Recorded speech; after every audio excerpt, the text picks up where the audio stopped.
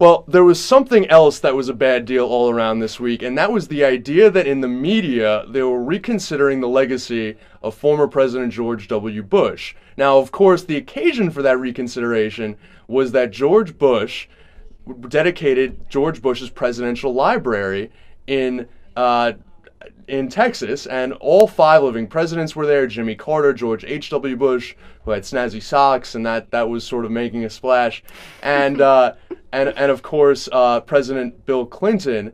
But to me, what was amazing about this was that there was a conservative feeding frenzy over the idea that George W. Bush is actually the guy that we need right now. This is what Jennifer Rubin said in the Washington Post. A number of people saying, well, he wasn't that bad. I wanted to give a little bit of a reminder of just how bad he was for our listeners and viewers out there.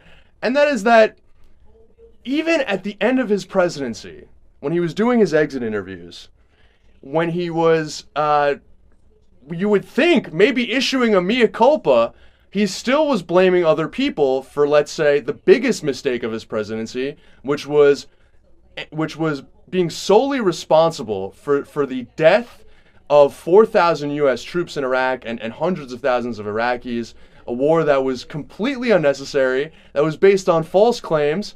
And yet in his exit interview with Charles Gibson, here's how he explained the Iraq war and his, quote, biggest regret. The biggest regret of all the presidency has to have been the intelligence failure in Iraq. A lot of people put their reputations on the line and said, the weapons of mass destruction is a reason to remove Saddam Hussein. It wasn't just people in my administration, and that's not a do-over. But I wish the intelligence had been different. Lots of people put their reputations on the line to also say that the weapons of mass destruction weren't there, like Valerie Plame Wilson and Joe Wilson, who you ruined their careers, and your henchmen did, because they didn't toe the administration line.